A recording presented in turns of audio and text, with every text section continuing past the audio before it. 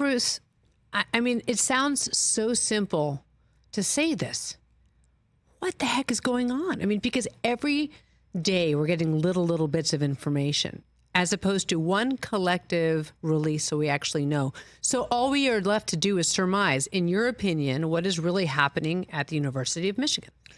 I think there's a lot of angst right now inside Michigan because you have this team that is a great team with all these veteran leaders who've come back. They have dominated everybody they played, and yet this is now going to hang over the rest of the season because there's a lot of what seems to be damning evidence that is mounting about signal stealing that goes into the category of advanced scouting, which is different than the signal stealing that is normally kind of accepted as part of college football and football in general, which is the in-game stuff.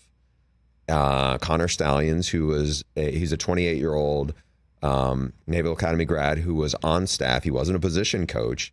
He has since been suspended, but this was a guy who had a reputation inside the program as being very, very good at cracking another team's signals. And it's something he took pride in. As somebody who knows him a little bit, that wasn't a secret. Now, the part that's different here is that there seems to be documentation that is piled up showing him buying tickets to, it seems like, have people or himself film a team's signals ahead of time. And that is definitely against the rules, especially if he's doing it.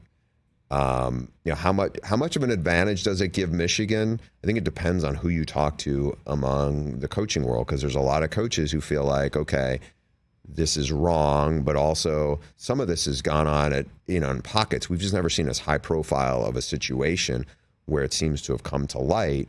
And how quickly will the NCAA be able to, I don't want to say get out in front of it, but my sense, and we've talked about this on the show with Rich, is that Jim Harbaugh, who's obviously danced with the NFL a couple times the last 2 years, and he has a really good record as an NFL head coach in the past, will bounce after this season. And the stuff that he's already in the middle of the NCAA hot water with in terms of COVID violations during the COVID dead period from a few years ago, that they won't be able to do anything to him. Now, they may be able to add sanctions to his alma mater, Michigan.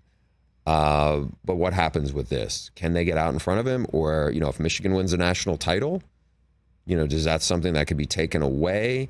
I don't think anybody has any answers to this right now. I mean, I have so many questions to follow up. I want to ask you about sloppy forensics, but when you say that, I said this earlier, it just makes me think of the years at USC when they went on with the Reggie Bush, Carson Palmer years, and Pete Carroll bounced for Seattle and left behind a whole hot mess behind him. I mean, what are the similarities to you?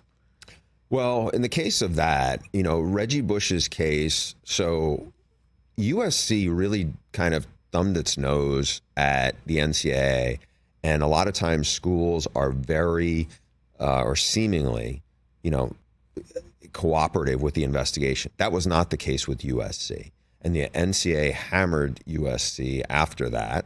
And it was really about the case with Reggie. And what was weird there was you had an agent who, an NFL agent who was trying to get Reggie, and there were benefits involved. And the curious part of that, or I don't know if it's ironic, but they were really trying to do something to get Reggie to leave. And when he left, it wasn't like, hey, these are benefits to come to USC. And that's where it kind of blew up in their face and they hammered them.